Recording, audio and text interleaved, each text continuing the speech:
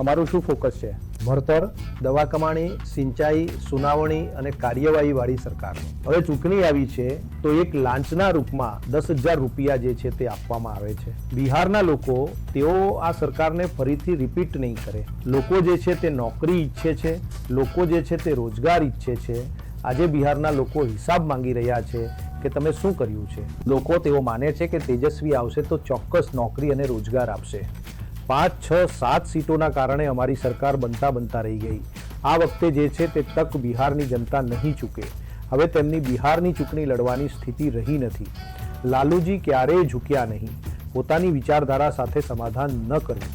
જ્યારે લાલુજી ઝૂક્યા નહીં તો લાલુજીનો દીકરો પણ નહીં ઝૂકે. તમારા જીવનના સૌથી વ્યસ્ત સમયમાં અમારી સાથે જોડાવા બદલ તમારો ખૂબ ખૂબ આભાર. અમે જે મોટા મુદ્દાઓનો અભ્યાસ કરી રહ્યા છીએ તેમાંથી એક બિહારની ચૂંટણીઓમાં મુખ્ય પરિબળ એ મહિલા મત છે અને પરંપરાગત રીતે તેઓ એનડીએને મત આપવાનું વલણ ધરાવે છે અને હવે તેની ઉપર તેમની પાસે મહિલાઓમાં પહેલેથી જ 7% મજબૂત લીડ છે. એનડીએએ હવે 3,000 રૂપિયાની ઓફર કરી છે. તમે મહિને 2,500 વધારાના ઓફર કર્યા છે, પરંતુ એક વાત જે આપણે અન્ય ચૂંટણીઓમાંથી શીખ્યા છીએ તે એ છે કે જ્યારે હાથમાં રોકડ હોય છે ત્યારે તેનાથી મોટો ફરક પડે છે. તમે ખરેખર તેનો સામનો કેવી રીતે કરી રહ્યા છો? કારણ કે તે તેમના માટે એક મોટો પ્લસ છે. ના, તાજેતરના દિવસોમાં અમે મહિલાઓના જૂથો સાથે વાર્તાલાપ કરી રહ્યા છીએ અને રેલીઓ અને સેમિનાર કરી રહ્યા છીએ અને અમે અમારું વિઝન આપી રહ્યા છીએ કે જો અમારી સરકાર આવશે તો અમે મહિલા સશક્તિકરણ માટે શું કરવા જઈ રહ્યા છીએ. અને હું જાણું છું કે તે મહિલાઓની એક મોટી વોટ બેંક છે અને તે બિહારની ચૂંટણી માટે નિર્ણાયક બનશે અને તે પરિણામ પર પણ અસર કરશે, તે આપણે બધા જાણીએ છીએ.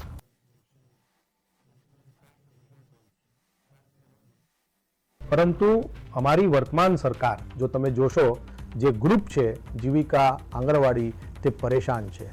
સરકાર ન્યાય નથી કરી રહી.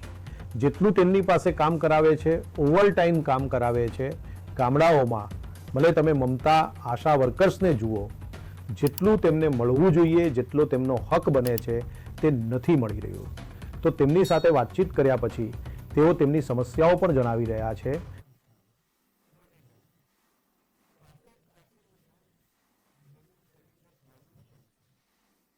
હવે હું માનું છું કે જ્યારે અમારી સરકાર આવશે ત્યારે અમે એક બેટી યોજના અને મારી યોજના પણ ચલાવીશું.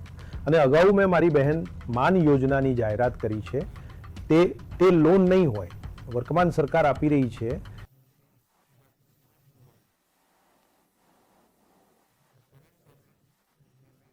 તેમની જે થિયરી છે તે લોન છે અને જે 2 લાખ પછીથી પસંદગીના લોકોને આપશે તે બેંક તેમને આપશે, સરકાર નહીં. તો તે તફાવત છે. અમે આર્થિક ન્યાય કરી રહ્યા છીએ. મોંઘવારી એટલી બધી છે તો તેમને એક સપોર્ટ મળવો જોઈએ. આજકાલ મહિલાઓ પોતાની મનપસંદ સાડી ખરીદી શકતી નથી, પોતાની મનપસંદ જગ્યાએ બહાર જઈને ખાઈ શકતી નથી. ઘરમાં કોઈ બીમાર પડી જાય તો ઘરનું બજેટ બગડી જાય છે. ગેસ સિલિન્ડર, ગેસ ભરાવવા માટે સિલિન્ડર તો છે પણ ગેસ ભરાવવા માટે તમારે 1,100-1,200 રૂપિયા લાગે છે. તો મહિલાઓ જે છે તે ઘણી મુશ્કેલી ભોગવી રહી છે. અને અમારી સરકાર આવશે તો અમે એટલે જ કહ્યું હતું કે મારી બહેન માન યોજના લાગીશું. દર મહિને તે 2,500 હશે, વાર્ષિક તે 30,000 થશે અને 5 વર્ષમાં તે 1,50,000 રૂપિયા થશે. તે તેમને સપોર્ટ માટે હશે, એક આર્થિક સપોર્ટ માટે હશે, જેથી જે નાના મોટા કામ છે, કારણ કે બિહારનું જો તમે જુઓ તો જે સ્થળાંતર છે, ઘરમાં ફક્ત મહિલાઓ અને બાળકો રહી જાય છે. જે મોટા ભાગના જેન્ટ્સ હોય છે, પુરુષો હોય છે, તે બીજા રાજ્યોમાં કામ કરવા ચાલ્યા જાય છે. તો ઘર સંભાળવું, બાળકોને ભણાવવા, કોઈની તબિયત બગડી ગઈ તો બધું જ મહિલાઓ કરે છે. તો એટલા માટે અમે લોકો જે છે તે આ યોજના લાવ્યા છીએ અને મને લાગી રહ્યું છે કે અમને ઘણો સપોર્ટ મળી રહ્યો છે. અને આમાં મારા ખ્યાલથી જે અમે લોકોએ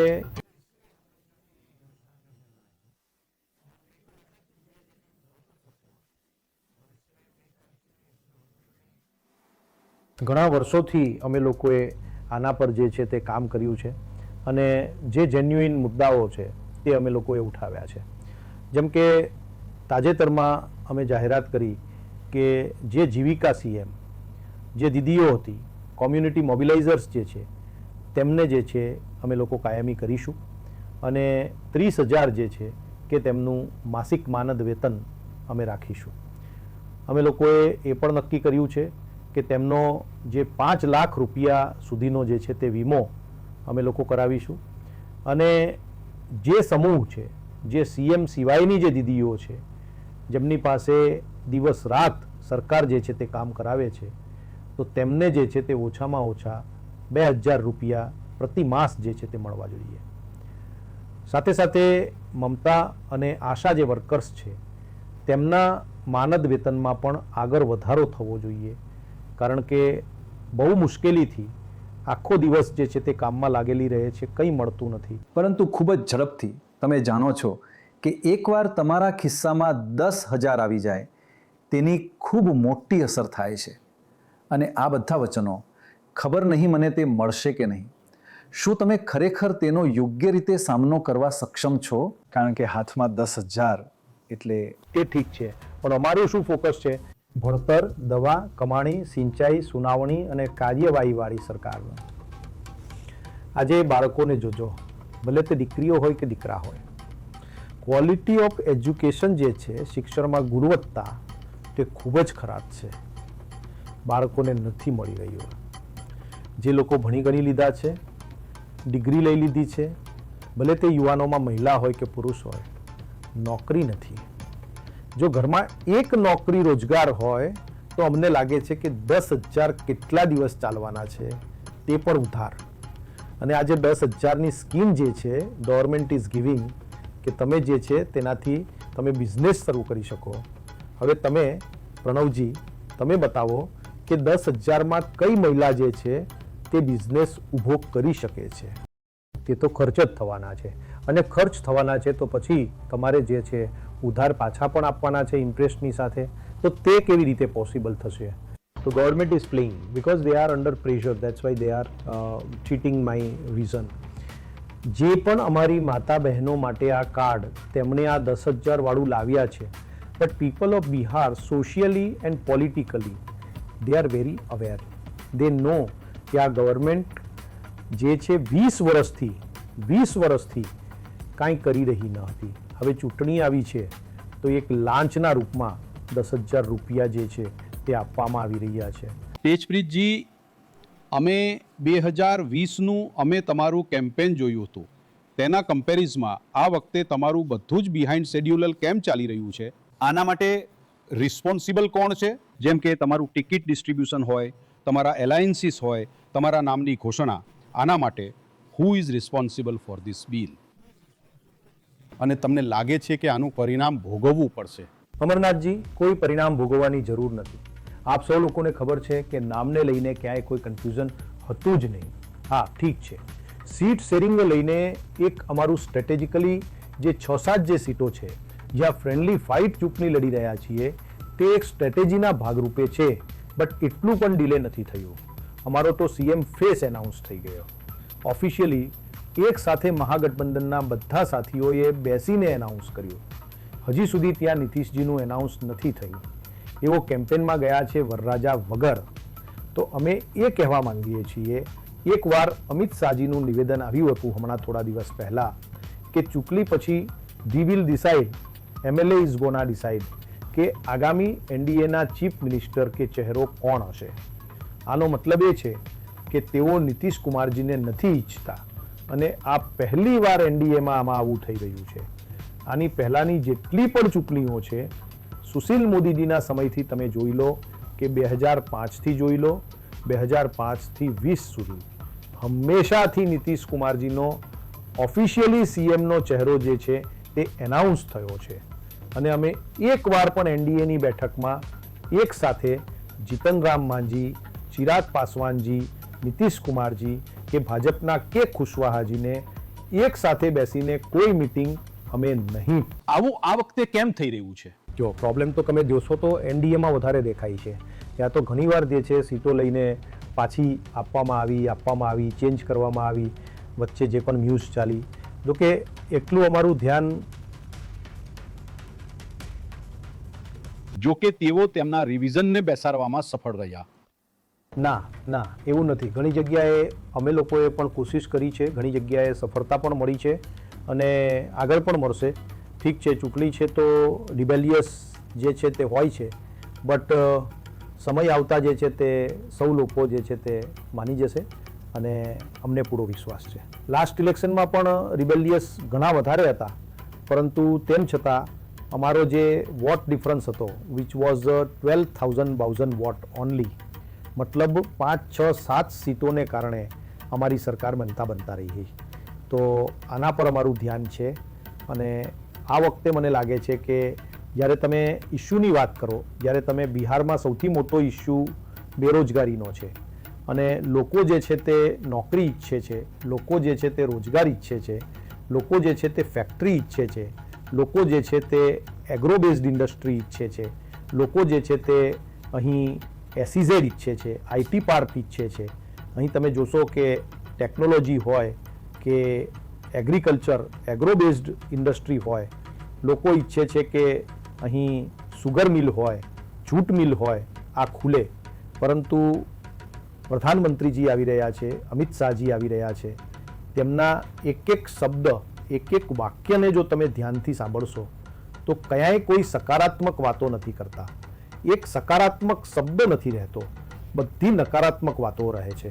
કોઈ ફરદાયી વાત તેઓ નથી કરતા, નોન ઇશ્યુઝને તેઓ લાવે છે. તો અમને લાગે છે કે બિહારની જનતા હોશિયાર છે અને સકારાત્મક વાત સાંભળવા માંગે છે. તમે 20 વર્ષમાં શું કર્યું? રાજ્ય સરકારમાં રહેતા અને 11 વર્ષ કેન્દ્રમાં રહેતા બિહારને શું મળ્યું? જો તમે બિહાર અને ગુજરાતને કમ્પેર કરો તો ગુજરાતને SEZ પણ મળે છે, ગુજરાતને જે છે ફેક્ટરીઓ પણ મળે છે અને વિક્ટરી તેમને જોઈએ છે બિહારમાં. ગુજરાતમાં ઇન્વેસ્ટર મીટ કરાવવા જાય છે, પ્રધાનમંત્રી બિહારમાં ક્યારેય નથી આવતા. તમે જોજો કોમનવેલ્થ ગેમ્સ વગેરે હોય કે બીજી ગેમ્સ હોય છે ત્યાં તેઓ કરાવે છે. જે તમારું બોમ્બેથી જે શિફ્ટ ગુજરાતમાં કરી દેવામાં આવ્યું, તમારી સેમિકન્ડક્ટર ફેક્ટરી, બધું જ ગુજરાતમાં આપે છે. બજેટના પૈસા શિક્ષણ, સ્વાસ્થ્ય સૌથી વધારે તેઓ ગુજરાતમાં આપે છે. બલકે બિહાર મોટું રાજ્ય છે, બિહારની વસ્તી વધારે છે, બિહાર તમને વોટ આપે છે, તેમ છતાં તમે 11 વર્ષ સુધી બિહારના લોકોને છેતર્યા છે. દેશનો દરેક 10મો વ્યક્તિ જે છે તે બિહારી છે. આજે બિહારના લોકો હિસાબ માંગી રહ્યા છે કે તમે શું કર્યું. નીતિ આયોગના રિપોર્ટમાં જોઈએ તો બિહાર સૌથી ગરીબ રાજ્ય, માથાદીઠ આવક સૌથી ઓછી બિહારમાં, પલાયન સૌથી વધારે, બેરોજગારી સૌથી વધારે. અને હમણાં તમે જોશો કે 2023નો જે NCRBનો જે આંકડો આવ્યો તેના પછી તો હજી અપડેટ થયું નથી કદાચ, પરંતુ લેટેસ્ટ જે NCRBનો આંકડો છે, ક્રાઇમમાં ટોપ 2 સ્ટેટ UP એન્ડ બિહાર. લગભગ તેમના 20 વર્ષોમાં 70,000થી પણ વધારે હત્યાઓ થઈ છે અને હમણાં 70,000 કરોડનું કૌભાંડ CIDના રિપોર્ટમાં આવ્યું છે. ઘણા મંત્રીઓ પર, ડેપ્યુટી CM પર આરોપ લાગ્યા, પરંતુ ક્યાંય ઈડી, ઇન્કમ ટેક્સ ક્યાંય છાપા નહીં પડે. તો લોકો જોઈ રહ્યા છે અને સમજી રહ્યા છે. જેટલી વાર ભાજપના નેતા કે બીજા કોઈ NDAના નેતા મંચ પર જાય છે તો હંમેશા જંગલરાજની વાત કરે છે. તમે તેને કેવી રીતે કાઉન્ટર કરશો?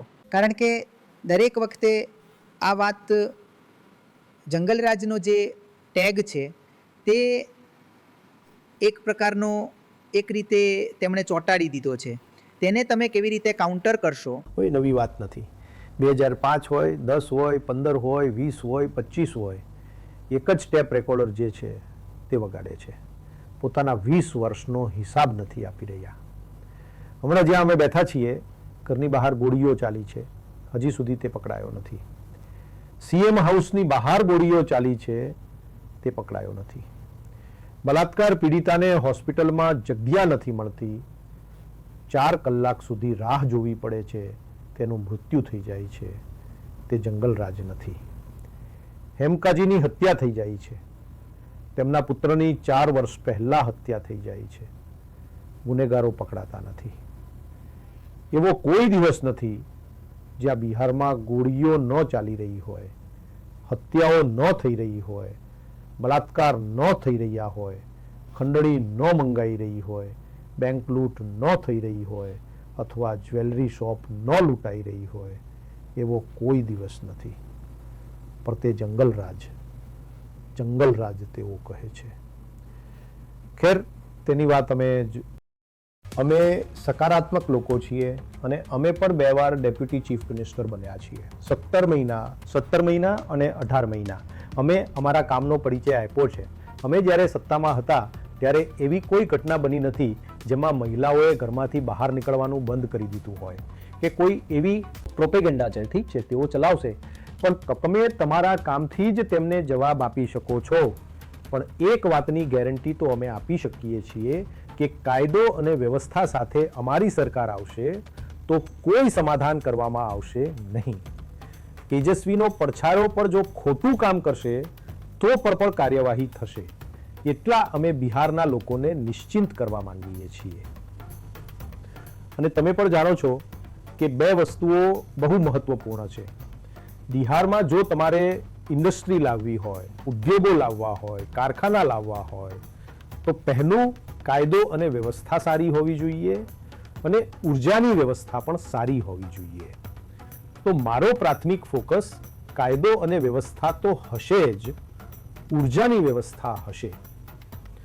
અમારે ત્યાં જે બંધ પડેલી સુગર મિલ છે, જૂટ મિલ છે, તે ચાલુ થાય. ફૂડ પ્રોસેસિંગ યુનિટ્સ જેવી વસ્તુઓ જે છે તે ચાલુ થાય. મખાના છે, કેળા છે, લીચી છે, કેરી છે, મકાઈ છે, બધું જ છે. તો અમારા આમાં સારું કામ કરી, ડેરીમાં સારું કામ કરી શકીએ છીએ, ફિશરીઝમાં સારું કામ કરી શકીએ છીએ. આનાથી સંબંધિત એક સવાલ છે કે તમે કહ્યું કે જે ઘરોમાં નોકરીઓ નથી, સરકારી નોકરીઓ નથી, તમે 20 મહિનામાં આપશો. આ 2 કરોડ નોકરીઓ આવશે ક્યાંથી? આ છે ક્યાં? આનું કેલ્ક્યુલેશન શું છે અને કેવી રીતે આ શક્ય છે? કારણ કે જો કે હું જણાવી દઉં કે છેલ્લી વાર પણ તમે 2020માં જ્યારે 10 લાખ સરકારી નોકરીની વાત કરી હતી તો લાગ્યું હતું કે તે વિશ્વાસપાત્ર નથી અને શક્ય પણ નથી. હવે 10,000 લોકોને આપી રહ્યા છો, તે ક્યાંથી આવી રહ્યું છે તે કોઈ નથી પૂછી રહ્યું કે ના કોઈ જણાવી રહ્યું છે. છેલ્લી વાર પણ અમારા કાકાએ કહ્યું હતું, જેમ તમે જણાવ્યું કે ક્યાંથી લાવશે. જો અમે લોકોએ પણ એક્સપર્ટ સાથે વાત કરી છે અને અમારે પણ રાજકારણમાં લાંબી ઇનિંગ્સ રમવાની છે અને અમે તૂટ્યા ફૂટ્યા ખોટા વાયદા લોકો સાથે નથી કરતા. ઉંમર ભલે કાચી હોય પણ જબાન પાક્કી છે. વૈજ્ઞાનિક રીતે અમે લોકોએ ઘણા એક્સપર્ટ્સ પાસેથી અમે લોકોએ સલાહ લઈને જે છે આ બાબતો અમે લોકોએ કહી છે અને જ્યારે કહ્યું છે તો આ વાત પર અમે કાયમ રહીશું અને કરીશું. આ અમારું વિઝન છે. અમે ઈચ્છીએ છીએ કે નોકરીઓ જે છે તે દરેક પરિવારને, જે પરિવાર પાસે નથી ત્યાં મળે. હવે જેમ કે આઉટસોર્સિંગ છે, તમે જોશો અને આ આખો જે ડિટેલ, જે પ્લાન અમે કેવી રીતે આપીશું એ થોડા દિવસોમાં અમે બિહારની જનતા સામે પણ રાખીશું. અમે જણાવીશું કે અમે ક્યાંથી આપીશું. આના પર પણ જે છે જલ્દી જ તમને થોડા દિવસો પછી જે છે, છઠ પછી જે છે, આ બધી બાબતો અમે જણાવીશું કે અમે કેવી રીતે કરીશું. પણ તમે જોશો કે આઉટસોર્સિંગ છે, તમે જોશો કેટલાય ટેન્ડર કામદારો, જેટલા લોકો છે, ભલે જિલ્લાના હોય, અલગ અલગ તમારા મંત્રાલયમાં હોય, આ તમામને પણ પરમેનન્ટ કરવાની વાત અમે કરી છે. સર, જેટલી જીવિકા દીદી છે, સીએમ છે, તેમને પણ જે છે પરમેનન્ટ કરવાની વાત કરી છે. તો આ આવનારા સમયમાં જે કેલ્ક્યુલેશન છે કે હવે તો અમારી પાસે પૂરો ડેટા છે. જ્યારે અમે લોકોએ જ્ઞાતિ આધારિત સર્વે કર્યો હતો તો now we have all the data with us. કઈ સરકાર, કયા ઘરમાં સરકારી નોકરી છે, કઈ જ્ઞાતિઓ પાસે છે, કયા ધર્મો પાસે છે તે પૂરો અમારી પાસે આંકડો છે.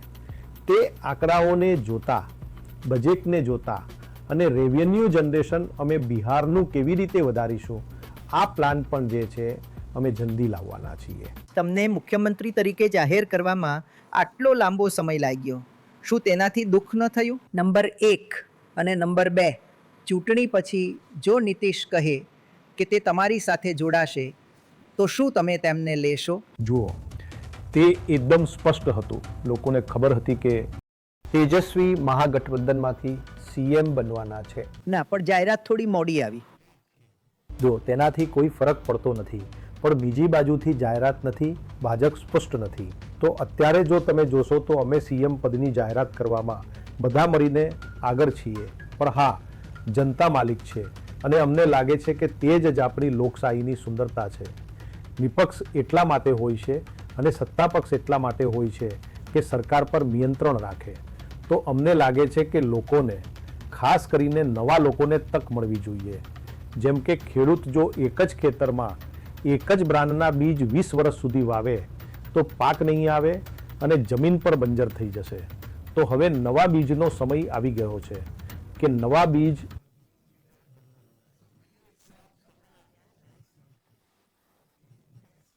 ના, પણ જો કોઈ જૂનું બીજ તમારી સાથે જોડાવા માંગે, જો નીતિશ કહે કે હું તમને સરકાર બનાવવામાં મદદ કરીશ.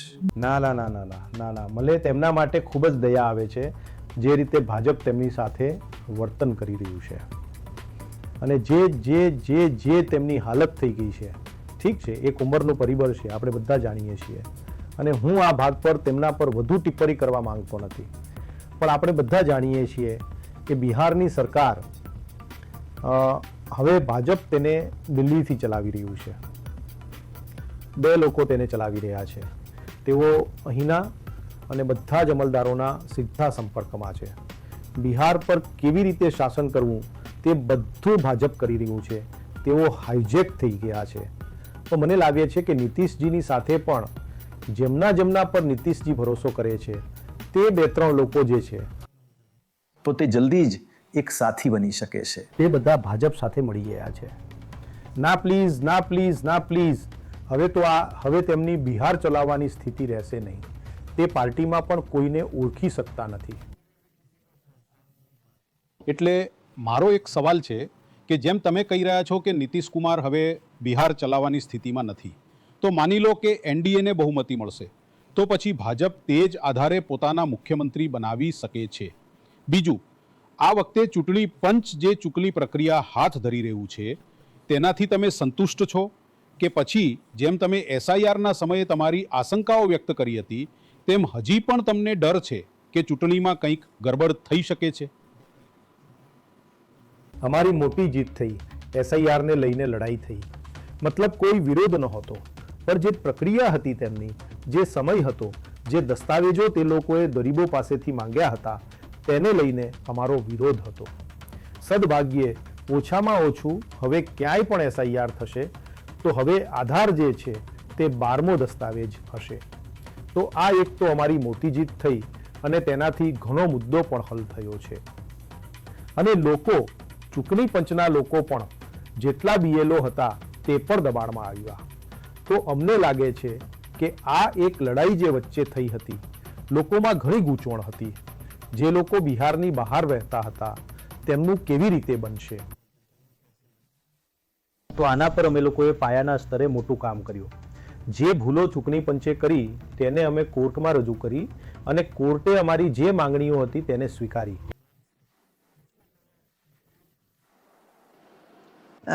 તમે જેમ શરૂઆતમાં કહ્યું કે હવે આ વર્તમાન સરકાર સ્વપતનની સ્થિતિમાં છે, મતલબ કે તેનું પતન શરૂ થઈ ગયું છે. 5 વર્ષ વધુ ભલે જો સમજો કે આ સરકાર પાછી બને છે, શું તમને લાગે છે કે તે પોતાનો કાર્યકાળ પૂરો કરી શકે તે પહેલાં જ તે સ્વવિનાશ કરી લેશે? અને જો ભાજપ અહીં પોતાની પસંદગીનો મુખ્યમંત્રી લાદશે, કોઈ ચહેરા વિનાનો વ્યક્તિ, જેમ તેમણે અન્ય રાજ્યોમાં કર્યું છે, તો શું તમને લાગે છે કે બિહારના લોકો તેને સ્વીકારશે જેમ કે તેઓએ રાજસ્થાન કે મધ્યપ્રદેશ કે દિલ્હીમાં સ્વીકાર્યું છે? મને લાગે છે કે બિહારના લોકો તેઓ આ સરકારને ફરીથી રિપીટ નહીં કરે. જો આ સરકાર ગમે તેમ કરીને અહીં સરકાર બનાવશે તો ભ્રષ્ટાચાર વધુ વધશે, અમલદારશાહી વધુ વધશે, ગુનેગારોનું મનોબળ વધુ વધશે અને પેપર લીક થશે. નોકરીઓની વાત નહીં કરવામાં આવે, કલમની વાત નહીં કરવામાં આવે, તલવારની વાત કરવામાં આવશે અને બિહારમાં ફરીથી લોકોને હેરાન થવું પડશે. તમે અમિત શાહજીનો ઇન્ટરવ્યૂ સાંભળ્યો હશે. બિહારમાં ફેક્ટરીઓ ન લાગી શકે, ઉદ્યોગો ન લાગી શકે, જમીનની અછત છે. તેમણે સ્પષ્ટ ના પાડી દીધી કે બિહારમાં ઇન્ડસ્ટ્રી ભાજપ આવશે તો નહીં લગાવે. તે સ્પષ્ટ છે, મતલબ કે તે સ્પષ્ટ છે. તો હવે લોકોએ નક્કી કરવાનું છે, કારણ કે અંતે તે જ માલિક છે, જનતા જ માલિક છે. અમે અમારા મુદ્દાઓ પર અમારું કામ કરી રહ્યા છીએ. અમે જે મુદ્દાઓ છે તેની વાત કરી રહ્યા છીએ.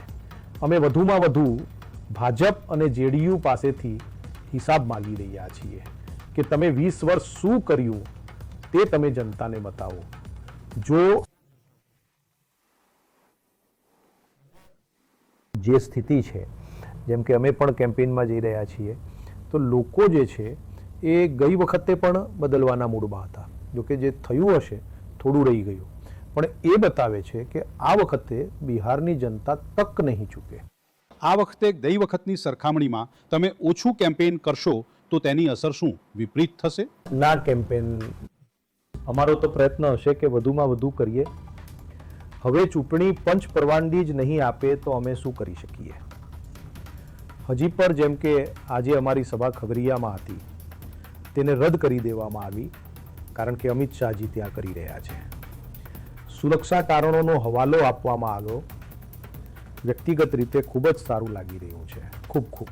તો મને લાગે છે કે આની વધુ જે છે એનડીએ પર, ભાજપ પર ઊંધી અસર પડશે.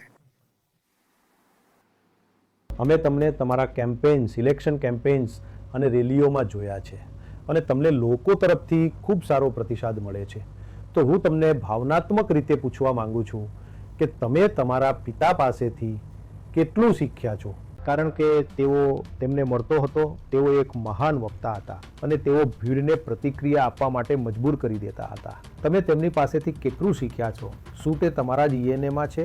ના, ઘણું બધું શીખ્યો છો અને હજી પણ કંઈક શીખવાનું છે. મારામાં શીખવાની ભૂખ છે અને પિતાજી પણ ક્યારેક સલાહ જે છે તે આપતા રહે છે. તેમની તુલના તો અમે નથી કરી શકતા, ન તો બીજું કોઈ કરી શકે છે. He was a mass leader, he is still a mass leader. અને જે વાતચીત કરવાની હોય, કે જે રીતે તેઓ હિંમતભેર પોતાની વાત રાખે છે, કોઈનાથી ડરતા નથી, સાચું બોલે છે, જમીન સાથે જોડાયેલા બહુ ઓછા એવા નેતા જે છે આજે દેશમાં તમને જે છે મળશે. આજે પણ આ બીમાર અવસ્થામાં પણ સાંજે 1-2 કલાક લોકો સાથે તેઓ ચોક્કસ જે છે મળે છે. તો મને લાગે છે તો એ નથી કે તમે કોણ છો, એ છે કે તમે કોના છો. રાઈટ? આ તે ઘણું. મને કહો, તમારા ભાષણોમાં એવી કઈ એક વસ્તુ છે જે સૌથી મોટો પ્રતિસાદ અપાવે છે? મારો કહેવાનો મતલબ છે કે ઘણી બાબતો પર પ્રતિસાદ મળશે, પરંતુ એક સામાન્ય પરિબળ જે તમે દરેક જગ્યાએ ઉલ્લેખ કરો છો અને તેના પર ભારે પ્રતિસાદ મળે છે, તે શું છે? તે બેરોજગારી વિશે છે. લોકો માને છે કે તેજસ્વી આવશે તો ચોક્કસ નોકરી અને રોજગાર આપશે. અને બીજી એક વાત કે લાલુજીએ ક્યારેય પોતાની વિચારધારા સાથે સમાધાન નથી કર્યું. આજના સમયમાં ઘણા એવા પક્ષો હશે, પહેલા કે હવે, જે ભાજપ સાથે નહીં હોય, આરએસએસ સાથે નહીં હોય, પરંતુ લાલુજીએ ક્યારેય પોતાની વિચારધારા સાથે સમાધાન નથી કર્યું અને અમે પણ જે નેપર જે છે એ જ રસ્તે ચાલી રહ્યા છીએ.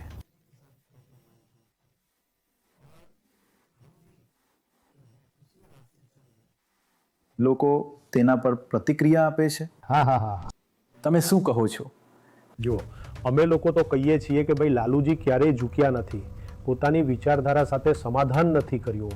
જ્યારે લાલુજી નથી ઝૂક્યા તો લાલુજીનો દીકરો પણ નહીં ઝૂકે. And there is a good response. Okay.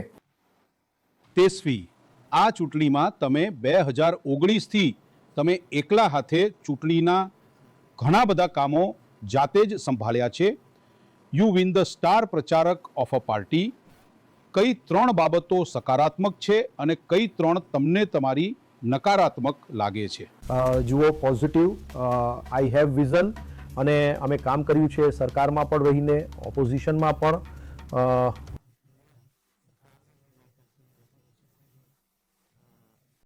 અમારું ઓપોઝિશન ઘણું સ્ટ્રોંગ રહ્યું છે. ત્રીજું, આઈ કનેક્ટ વિથ ધ પીપલ. લોકો સાથે કનેક્ટ કરું છું, લોકો મારી વાત સમજે છે. વીકનેસ પર મારા ખ્યાલથી અને જે છે વધુમાં વધુ સમય અને વધુ ટાઈમ જે છે લોકો સાથે વધુ વિતાવવું, જેટલો વધુ વિતાવવો જોઈએ. પોતાની પાર્ટીના કેડરને વધુ ગ્રાસરૂટ સુધી જે છે, બૂથ લેવલ સુધી, ત્યાં અમે લોકો લઈ જઈએ. અને ત્રીજું, જો તમે કહો તો ફિટનેસ પર થોડું ધ્યાન આપવાની જરૂર છે.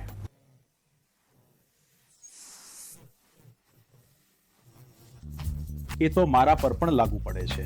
Thank you very much. Thank you.